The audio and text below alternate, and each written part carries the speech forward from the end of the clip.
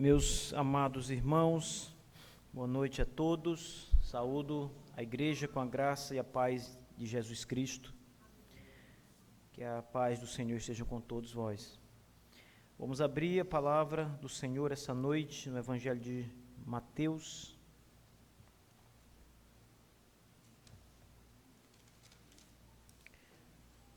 Capítulo 3.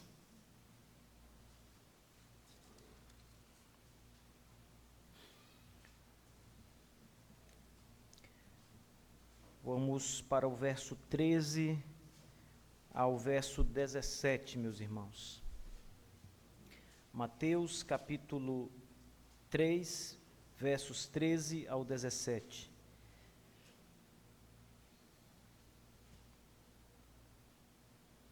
Essa noite nós vamos tratar sobre o famoso episódio do ministério do Senhor, que dá início ao ministério do nosso Senhor Jesus Cristo, que é o seu batismo. O texto está também nos evangelhos sinóticos, alguns deles, mas nós vamos apenas a Mateus essa noite. Diz assim a Escritura Sagrada: ouçam e mantenham suas Bíblias abertas nesse texto. Então Jesus foi da Galileia ao Jordão ter com João para ser batizado por ele. Mas João o impedia, dizendo: eu que tenho necessidade de ser batizado por ti, e vens tu a mim? Jesus, porém, respondendo, disse-lhe: deixa que assim seja por agora, pois nos convém cumprir toda a justiça.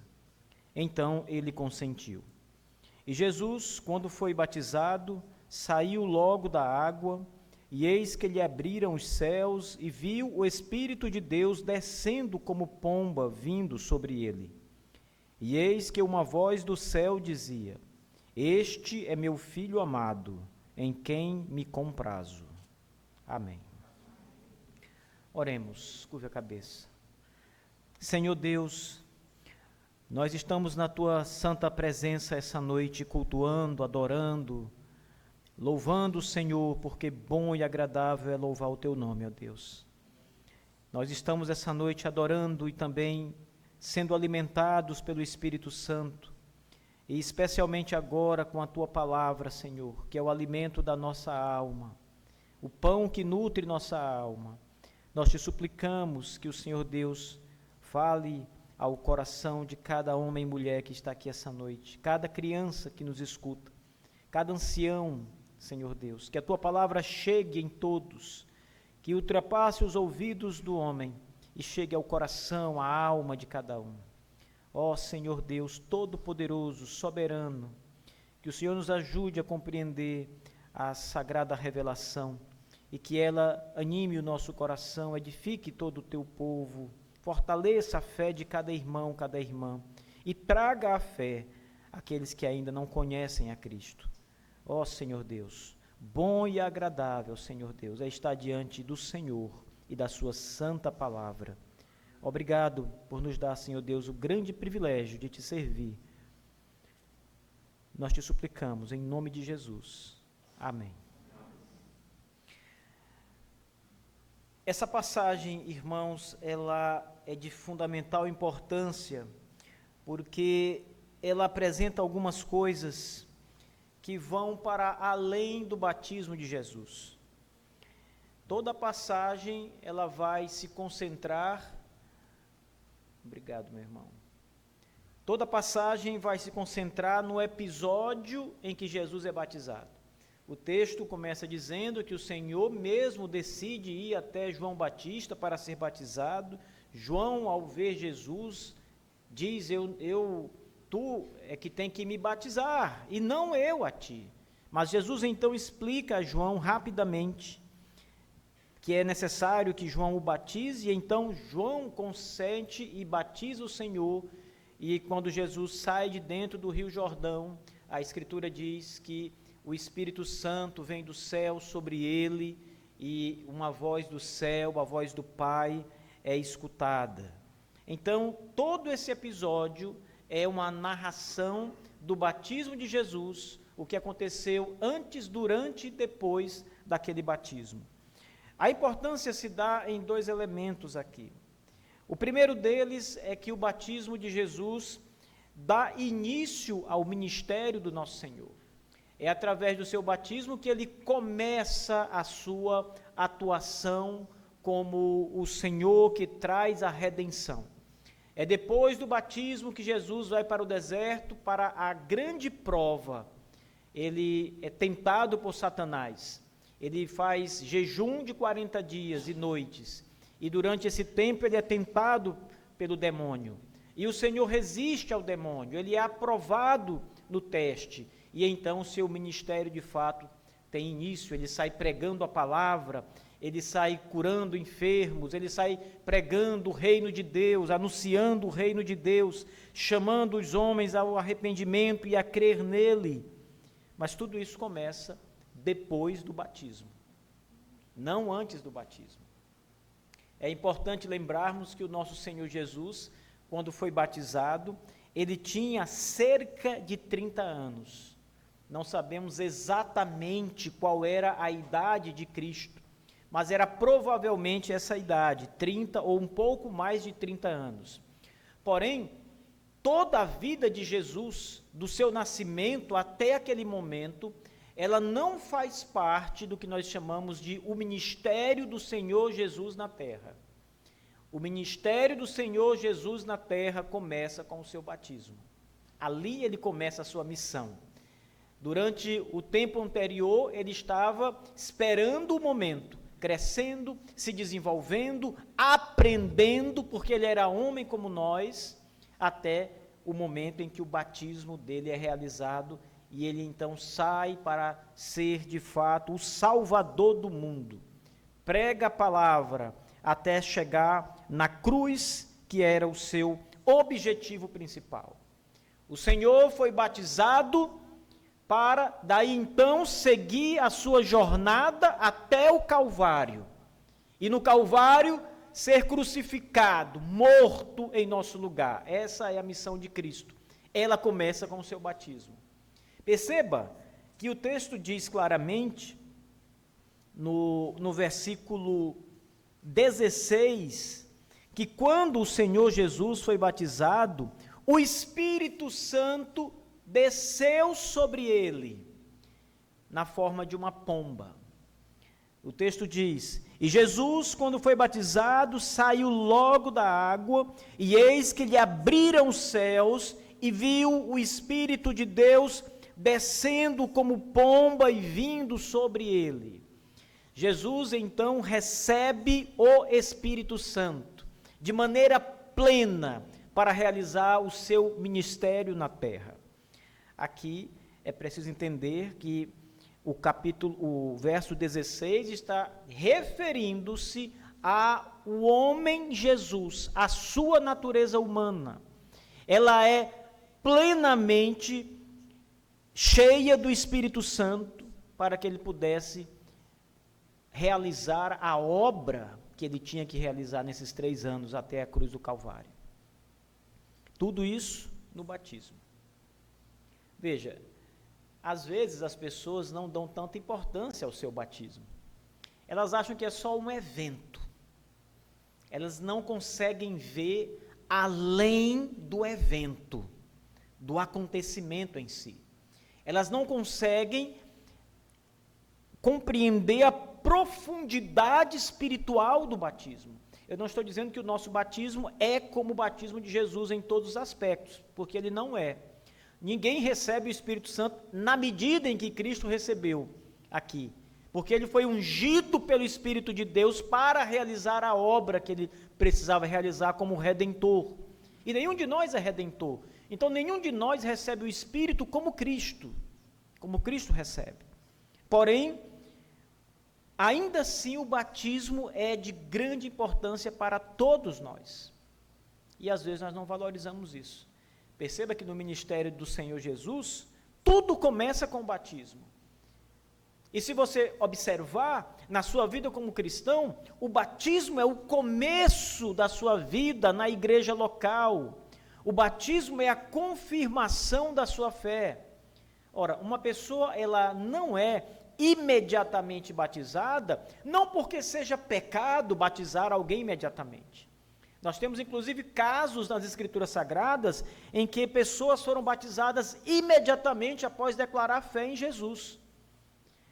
Porém, nós não batizamos imediatamente porque nós sabemos que muitas pessoas declaram falsamente fé em Cristo. E porque isso acabou se tornando um problema na igreja antiga, na igreja primitiva, nós decidimos que é necessário aguardar um pouco para que a fé seja confirmada, para que a pessoa possa ser batizada. Então, depois de algum tempo em que a fé é provada, em que a pessoa que disse crer em Jesus, ela dá frutos dignos de uma fé verdadeira, ela então é reconhecida de fato como filho de Deus e é batizada na igreja. Daí a sua vida como cristão de fato começa. Você começa a participar da ceia do Senhor, você começa a ter mais conhecimento e profundidade nas coisas do Senhor, porque a sua vida como cristão começa ali. Ela vai se desenvolver a partir do seu batismo. Então, o batismo é de fundamental importância. Isso sem falar no significado espiritual do batismo, que às vezes nós desprezamos. O batismo, ele significa a limpeza espiritual. Ele é um símbolo, um tipo de uma limpeza real e espiritual que aconteceu em nossa vida pelo sangue do Cordeiro. A água do batismo significa essa purificação. Esquecemos disso muitas vezes. Achamos que o batismo é só uma etapa, mas não consideramos a significância dessa etapa tão importante. Tudo na vida do nosso Senhor Jesus, no seu ministério, começa com o batismo dele. Depois de batizado, ele recebe então o Espírito, ele é reconhecido pelo Pai e o seu ministério prossegue. Esse é o primeiro ponto importante acerca do batismo nessa mensagem. O segundo ponto importante, eu ainda vou falar sobre batismo um pouco, mas o segundo ponto importante é a manifestação visível na passagem da pessoa de Jesus Cristo em suas duas naturezas, a natureza humana e a natureza divina, e a Trindade sendo manifesta, mais uma vez, na pessoa divina de Jesus, e na pessoa do Pai, e na pessoa do Espírito Santo. Então, nós estamos diante de um texto que é trinitário. E estamos diante de um texto que, além de ser trinitário, apresenta a humanidade de Jesus Cristo. Por isso é um texto muito importante e merece a nossa meditação. Eu gostaria, essa noite, de tratar de alguns desses aspectos com os irmãos a respeito da pessoa humana de Jesus, da sua natureza humana e também desta manifestação trinitária que temos na passagem. Algumas coisas, irmãos, devem chamar a nossa atenção. O verso 13 começa dizendo que foi Jesus quem procurou João Batista. Não foi João que procurou Jesus. Era para ser assim, não é? João ir procurar o Messias. Mas o texto diz que o Messias, Jesus, procura João Batista para ser por ele batizado. Verso 13. Então Jesus foi para a Galileia, ao Jordão, ter com João. Esse foi o motivo da ida de Jesus para a Galileia, para o Rio Jordão. Ele queria estar com João Batista para ser batizado por ele, como diz a passagem. Quando João Batista viu o Senhor, o texto diz que ele impedia Jesus de ser batizado. Jesus estava junto com os demais homens. João batizou muitas pessoas. O texto vai nos dizer que durante um período mais ou menos alongado de tempo, alguns consideram cerca de 6 meses, João estava no Jordão, esse tempo inteiro, batizando as pessoas. Ele pregava a chegada do reino de Deus, pregava e anunciava o batismo por arrependimento de pecados, até que o Messias surgisse. E durante 6 meses, isso foi a pregação de João Batista. E durante 6 meses, as pessoas, a passagem anterior diz, da Judéia, da Samaria, de todas as regiões, iam ao encontro dele para ser batizados. E João os batizava. Até um dia em que alguns fariseus, saduceus chegaram a ele, e João não os batizou. João disse algo mais ou menos, que seria mais ou menos assim: vocês não têm arrependimento, por isso vocês não são dignos do batismo. Não há fruto de arrependimento. João chama estes homens de raça de víboras. E para quem não sabe, a expressão víbora é uma expressão que liga a antiga serpente no Éden ao diabo. Então João estava dizendo, vocês são filhos de Satanás, raça de pequenas serpentes, pequenos demônios, filhos do diabo. A mesma coisa que mais tarde Jesus mesmo disse acerca deles. Então João se nega a batizar aqueles homens porque eles não eram dignos do batismo. Para ser digno do batismo era necessário se arrepender dos seus pecados. E então chega Jesus para ser batizado, sem pecado nenhum, como nós bem sabemos. E João então se recusa a batizar aquele homem tão justo. Vocês conseguem ver o contraste? Aos fariseus ele recusa batizar, porque são muito pecadores. A Jesus ele recusa batizar porque ele é santo demais. Ele não precisa do batismo. João está dizendo isso para Cristo. O Senhor não precisa do batismo. Eu é que preciso que o Senhor me batize com o Espírito Santo. Mas o Senhor não precisa do meu batismo. Que contraste maravilhoso, irmãos. Cristo e João Batista. Mas o Senhor disse naquela ocasião: deixa que assim seja por agora, por enquanto, pois convém cumprir toda a justiça. E com essas palavras, João Batista consentiu em batizar o nosso Senhor. Agora, irmãos, por que Jesus foi batizado, se ele não tinha pecado? E o batismo de João era para o arrependimento dos pecados. Era para aqueles que tinham pecado e se arrependiam dos pecados. Primeiro, porque o Senhor Jesus Cristo, ao se apresentar para ser batizado, ele estava com isso confirmando a mensagem que João pregava. Ele estava confirmando o batismo de João. Não significa que ele mesmo era pecador, mas significa que ele estava validando o trabalho que João Batista fazia. De maneira tal que ele diz, batize-me. E ele é batizado por João Batista.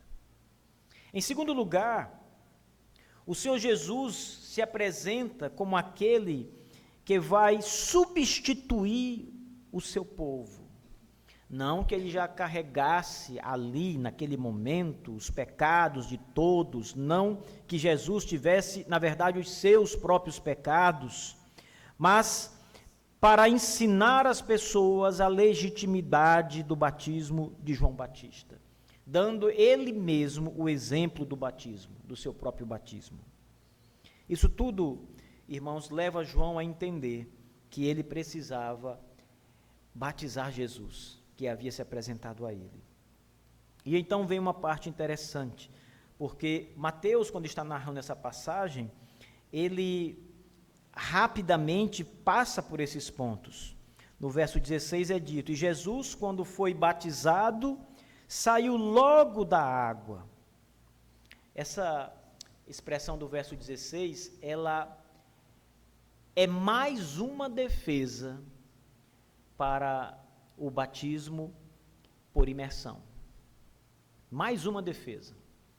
Porque, se vocês recordarem, numa passagem anterior, aqui no capítulo 3, no início do capítulo 3, quando João está batizando, eu disse a vocês que a palavra batismo, ela significa mergulho, Então, João era aquele que mergulhava as pessoas, ele era aquele que imergia as pessoas, já que batizar, a tradução literal é mergulhar, não é jogar água sobre, mas é imergir completamente. É diferente de aspersão, é diferente de afusão, é mergulhar completamente.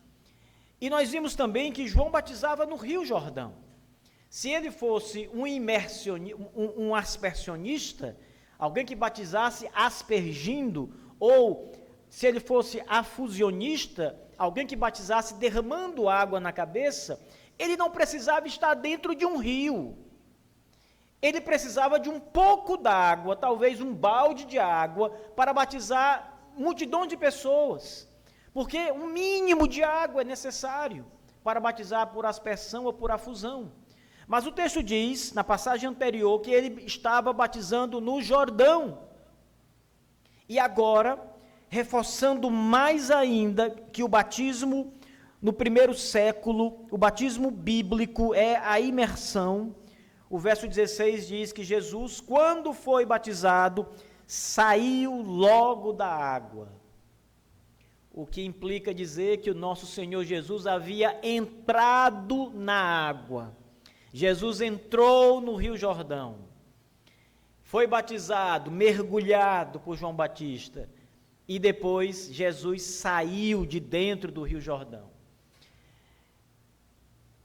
É muito comum nós encontrarmos explicações que vão tentar diminuir o significado dessa passagem.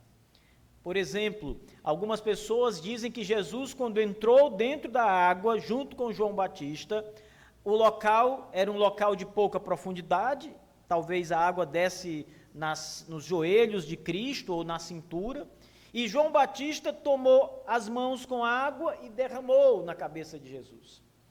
Esse tipo de batismo, ele não é aspersão, não é afusão, ele é chamada de meia imersão, porque a pessoa entra até a metade dentro da água, mergulhada, e então ela é aspergida, afusionada com água depois. Então, esse seria dois tipos de batismo num só. Então, as pessoas tentam criar algum argumento para mostrar que Jesus não foi mergulhado. Porém, a palavra batismo e o fato do Senhor estar dentro do Rio Jordão leva, obviamente, à intenção de que João Batista mergulhou, imergiu nosso Senhor Jesus no Rio Jordão. Há uma passagem no Evangelho de João que diz claramente que João Batista batizava em locais em que havia muita água.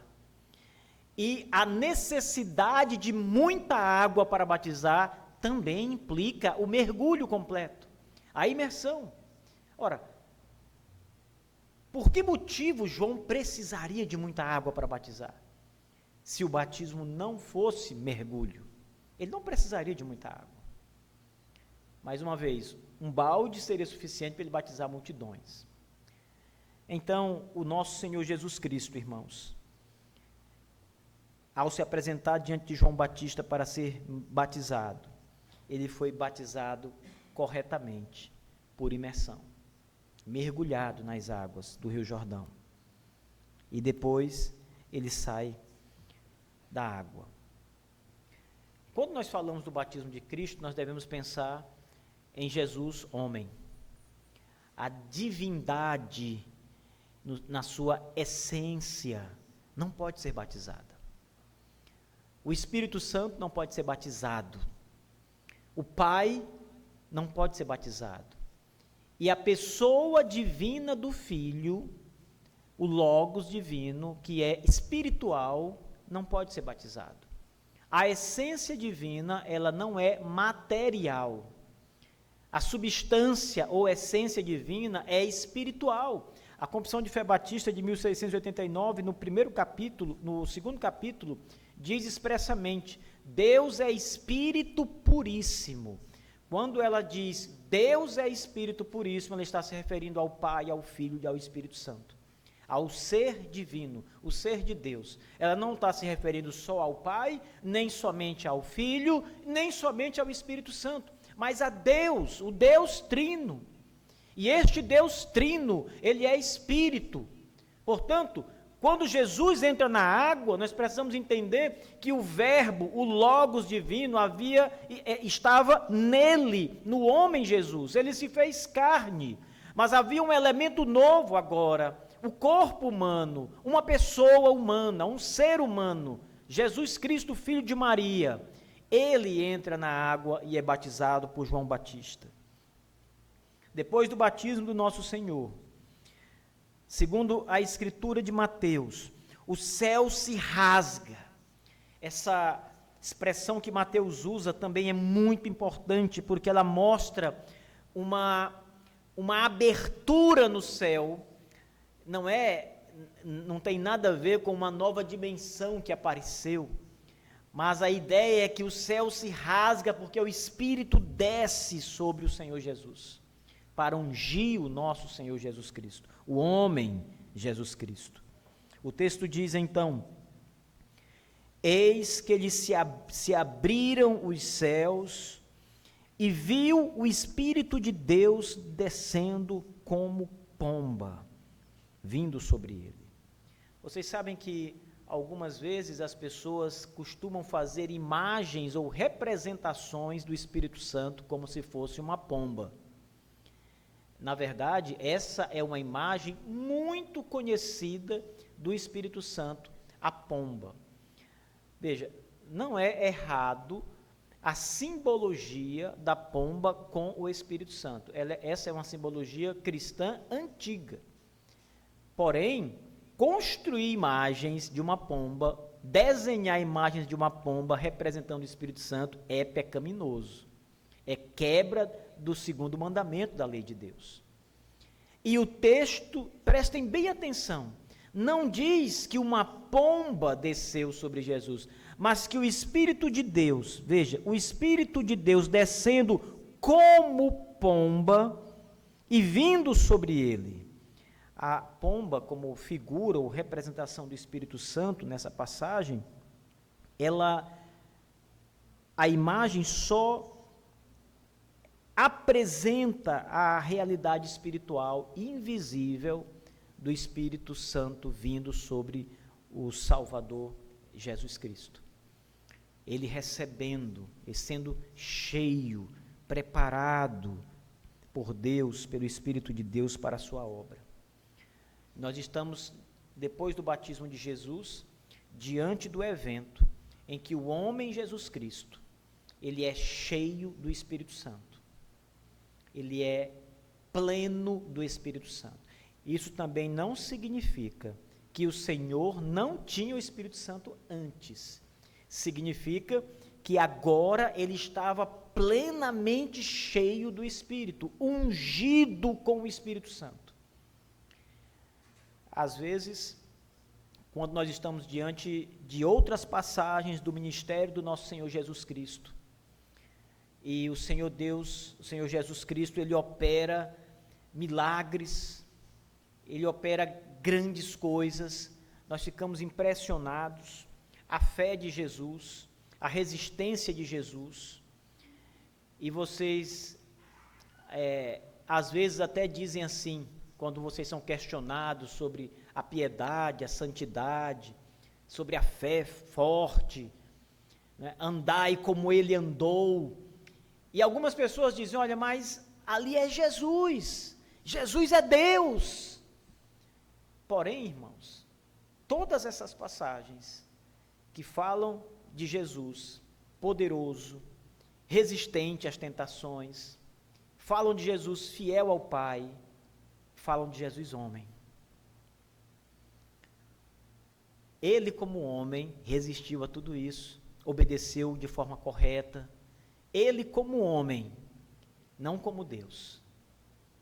Porém, Cristo fez isso, fez grandes milagres, realizou grandes obras, porque ele estava cheio do poder do Espírito Santo sobre ele. Um estudioso, escreveu um livro sobre o Espírito Santo, e ele separou um capítulo do livro para falar exatamente sobre esse enchimento de Cristo depois do seu batismo como Espírito Santo, e como o Espírito Santo foi o poder e o capacitador para que ele realizasse as grandes obras no seu ministério. Vocês lembram quando Pedro, por exemplo, curou pessoas, Paulo curava pessoas? Eles não eram deuses. As pessoas até achavam que eles eram deuses. Paulo é um deus, Apolo é um deus, mas eles não eram deuses. Porém, Deus operava por meio deles. Era o poder de Deus, o Espírito de Deus agindo naqueles homens. Imagine como o Espírito de Deus agia em Jesus Cristo, que era plenamente cheio do Espírito. Ele recebeu o Espírito Santo, diz as Escrituras, sem medida. Todo homem recebe o Espírito Santo numa certa medida. Cristo recebeu plenamente, sem medida, o Espírito de Deus. Então, isso o capacitou para realizar obras realmente maravilhosas. E tudo isso como homem, depois de ser batizado por João. Essa é a primeira manifestação da Trindade nessa passagem. O Espírito Santo de Deus aparece, se manifesta. Ele desce sobre Jesus Cristo. Depois é a vez do Pai aparecer. A sua voz é ouvida. Quando Jesus sai da água, o Espírito vem sobre ele. O verso 17 diz que uma voz do céu, eis que uma voz do céu dizia: este é meu filho amado, em quem me comprazo. Perceba, Mateus deixa claro que esta voz não foi um grito no meio da multidão. Lembre, João batizava muitas pessoas, e nessa ocasião, provavelmente haviam muitas pessoas a serem batizadas, quando Jesus chegou para ser batizado também. Sempre era assim. Então alguém poderia ter dito alguma coisa. Havia naqueles dias, meus irmãos, uma grande expectativa do retorno do Messias. Por isso que Jesus diz lá nos evangelhos sobre falsos cristos surgirão, né? Já havia isso, muita gente se dizia o Cristo do Antigo Testamento, eu sou o Cristo que os profetas anunciaram, e não eram. Então alguém poderia ter gritado ali: é o Filho de Deus, o Cristo. Não estaria mentindo. Porém, Mateus diz que a voz veio do céu. Olhem a passagem no verso 17. Eis que uma voz do céu, é a voz de Deus, do Pai. Essa voz diz: este é meu Filho. É o Pai de Jesus Cristo. É Deus o Pai falando. O Espírito Santo acabara de encher Jesus, de aparecer sobre ele, descer sobre ele, aparece na passagem. Agora o Pai aparece na passagem com a sua voz. E aquilo que o Pai fala, irmãos, também é maravilhoso. Ele diz que Jesus é o seu Filho amado. O que nos ensina que o Pai Celeste ama o seu Filho, Jesus Cristo. Ele ama o seu Filho. Ele tem prazer em Jesus, diz o texto. Ele ama a Jesus e ele tem prazer em Jesus. Isso é o retrato de um filho que agrada ao Pai, um filho que é obediente ao Pai, um filho que é a paixão do Pai. Assim era o Senhor Jesus Cristo para o seu Pai, pela sua obediência, pela sua perfeição. Certamente, o Filho ama o Pai como o Pai ama o Filho, é recíproco esse amor, mas o texto nos mostra a primeira pessoa, o Pai, dizendo: este é meu Filho amado, em quem eu me comprazo, eu tenho prazer. Note, O Pai, o Filho e o Espírito Santo e o homem Jesus, que foi batizado, aparecem nessa mesma passagem. Mateus nos fornece aqui, irmãos, uma passagem que tanto retrata Jesus Cristo em suas duas naturezas humanas, o que foi motivo de tantas discussões no passado, em concílios, discussões sobre o que é a natureza humana, o que é a natureza divina, N discussões. Duas naturezas numa única e mesma pessoa, a pessoa do Filho de Deus. E Mateus também, nessa mesma passagem, retrata a Trindade. A realidade de que Deus é trino em pessoas, Ele é o Pai, o Filho e o Espírito Santo. Em suma, Mateus nos apresenta nessa passagem aquilo que é de mais alta complexidade na doutrina cristã. Mateus nos apresenta nessa passagem a Trindade e as duas naturezas de Cristo, irmãos, de uma maneira tão natural que a passagem se tornou pelos séculos apologética. Essa passagem era, muitas vezes, ainda hoje é usada para combater uma heresia chamada modalismo, ou sabelianismo, porque o autor dessa heresia, o pai dessa heresia, foi um homem chamado Sabélio, e essa heresia dizia que Deus, o ser de Deus, não se apresenta em três pessoas distintas, Pai, Filho e Espírito Santo, mas que é apenas uma pessoa, que às vezes se apresenta como Pai, às vezes se apresenta como Filho e às vezes se apresenta como Espírito Santo. Não são três pessoas, uma só pessoa. É como um homem que troca de máscaras. Agora eu estou com a máscara de lobo, depois ele tira, agora eu estou com a máscara de ovelha, mas eu sou a mesma pessoa. E é isso que Sabélio ensinava. Mas ele foi reprovado pela igreja. E uma das passagens usadas para reprovar a heresia sabeliana foi essa passagem.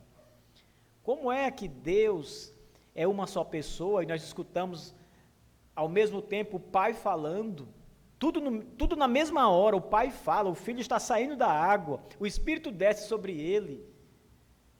Está refutado o sabelianismo. Como o Pai e o Filho são um só, se o Filho ora ao Pai, o Pai fala com o Filho. Então o sabelianismo cai diante dessas passagens, irmãos. E Mateus trata dessa alta complexidade nessa passagem do batismo do nosso Senhor Jesus Cristo. Perceba, igreja, o assunto que nós temos aqui, apresentado de maneira bem rápida, é o tema que afirma se uma igreja é ortodoxa ou heterodoxa. Heterodoxa é tudo que está na esquerda. Esquerda, sinal de heterodoxia. Ortodoxia é tudo que está à direita. Pai, Filho e Espírito Santo, a Trindade é uma doutrina ortodoxa. Cristo, uma só pessoa em suas duas naturezas, humana e divina, é uma doutrina ortodoxa. Sabelianismo é uma doutrina heterodoxa, está à esquerda. Arianismo, que ensina que o Pai e o Filho não têm a mesma substância, o Pai é maior do que o Filho, o Pai, houve um tempo em que não existia o Filho, só o Pai.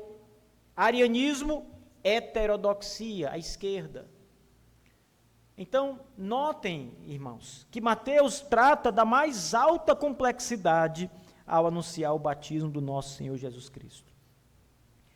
Vocês sabem quantas vezes o Senhor Deus fala assim diretamente no Novo Testamento, dessa forma aqui?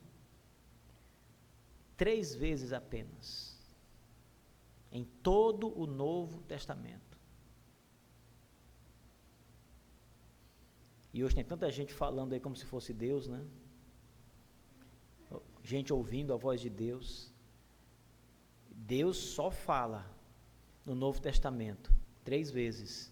E todas as 3 vezes que ele fala, O assunto está ligado à cristologia, é sobre Cristo que ele fala. E ele só fala quando a ocasião é altamente especial, como essa do batismo do seu filho. O que nós aprendemos aqui, meus irmãos? De maneira simples, nós aprendemos nessa passagem que o nosso Salvador foi batizado. Ele ordena que todos os seus seguidores sejam batizados como ele foi batizado.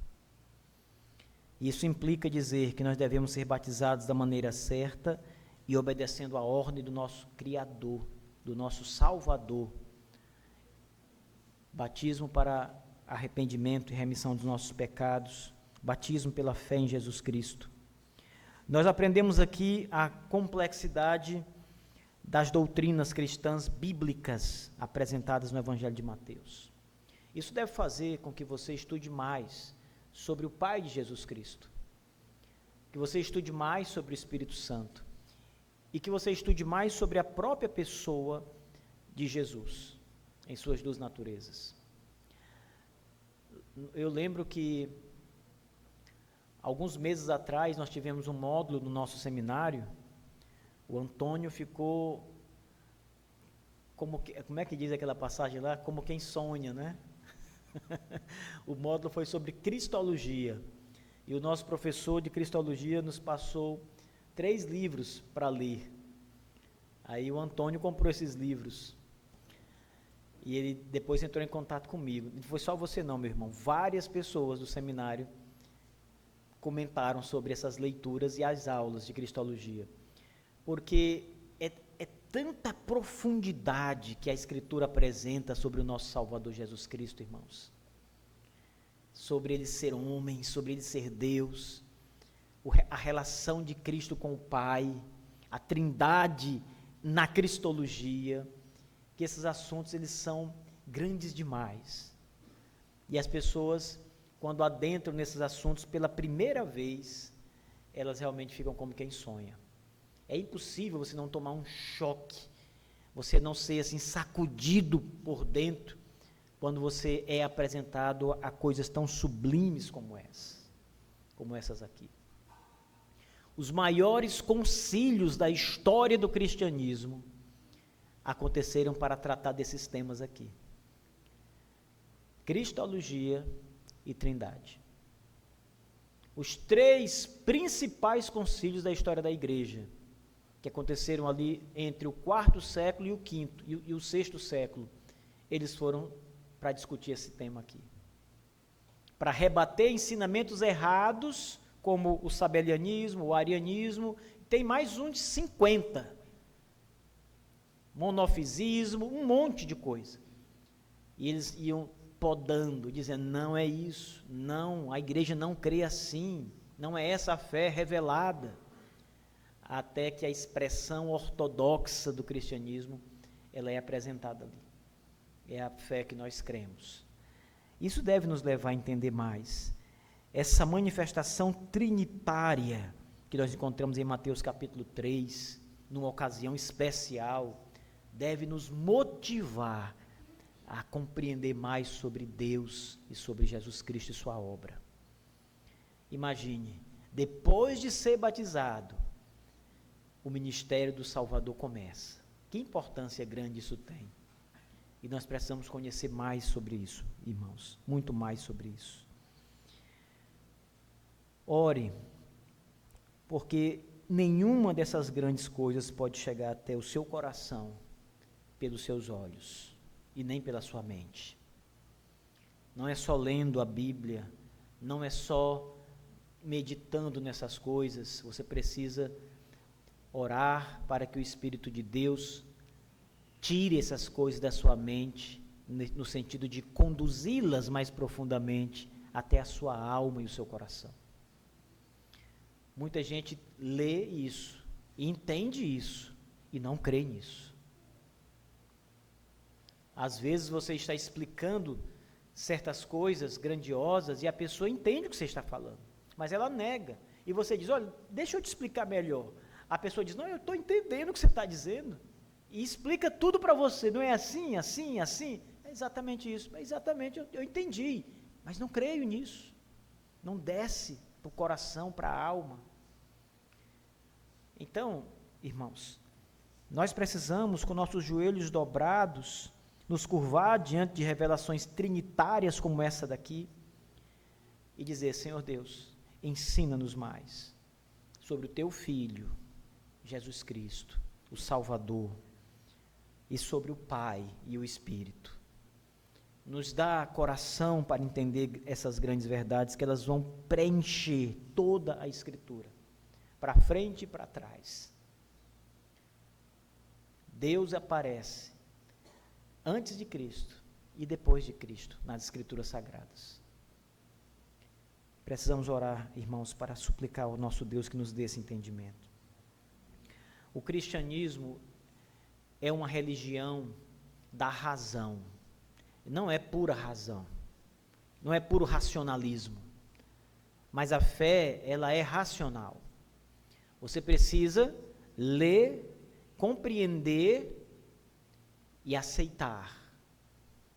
O cristianismo não é uma fé emocionalista.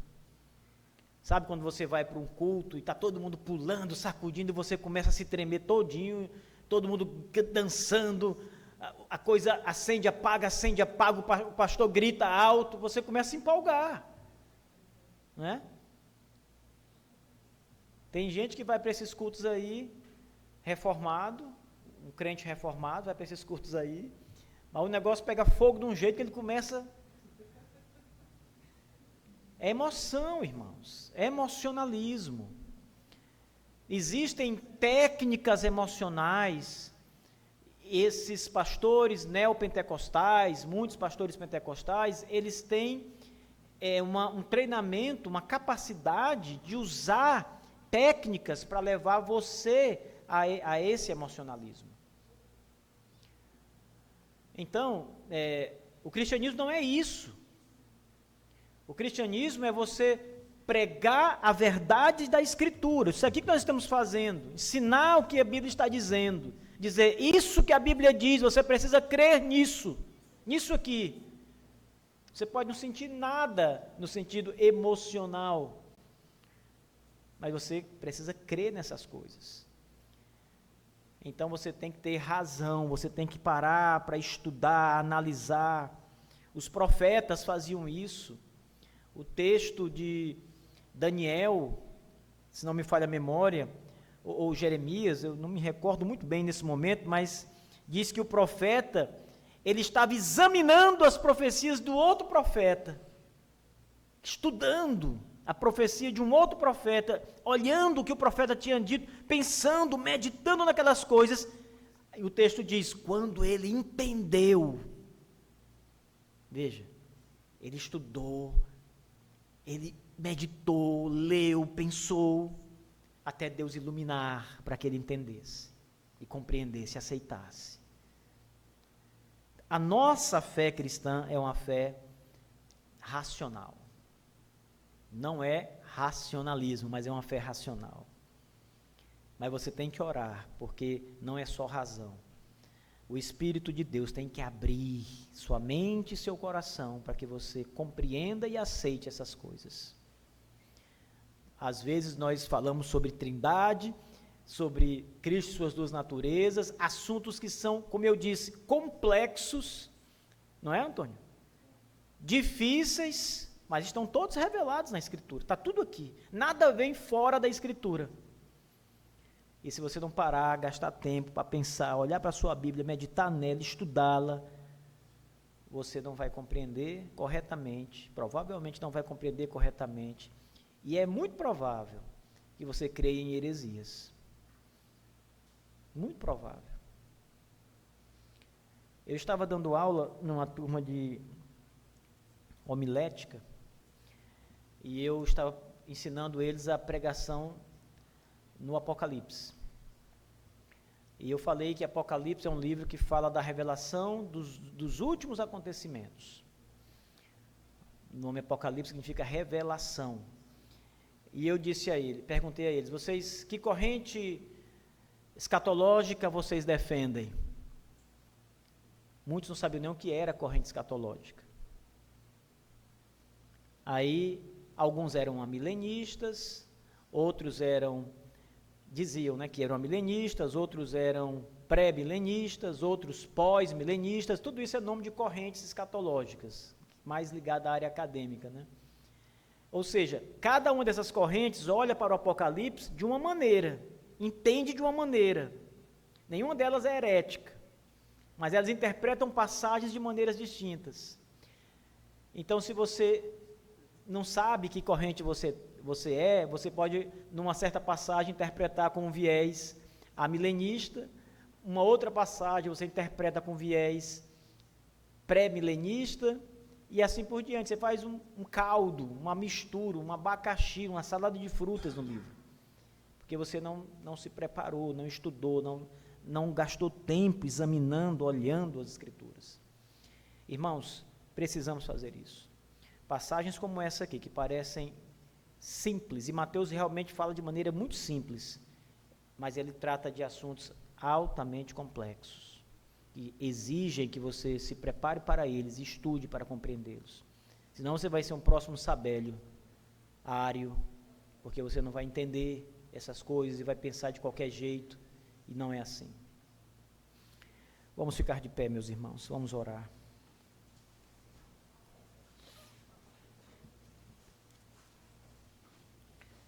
Curve a cabeça. Pai Celeste, Senhor, muito obrigado essa noite. Nós lemos a Tua palavra, nosso Deus, extraímos grandes coisas essa noite. Louvamos o Teu nome e agradecemos ao Senhor pela Tua misericórdia e pela direção do Espírito Santo. Pedimos ao Senhor que continue conduzindo o Teu povo, abrindo a mente e o coração deles para a Tua palavra, suplicando ao Senhor que dê entendimento, suplicando ao Senhor que faça com que a palavra chegue à alma, ultrapasse os limites da mente e chegue até o coração, que ela seja recebida e crida pela igreja. Senhor, muito obrigado pela obra maravilhosa que Jesus realizou no seu ministério por nós.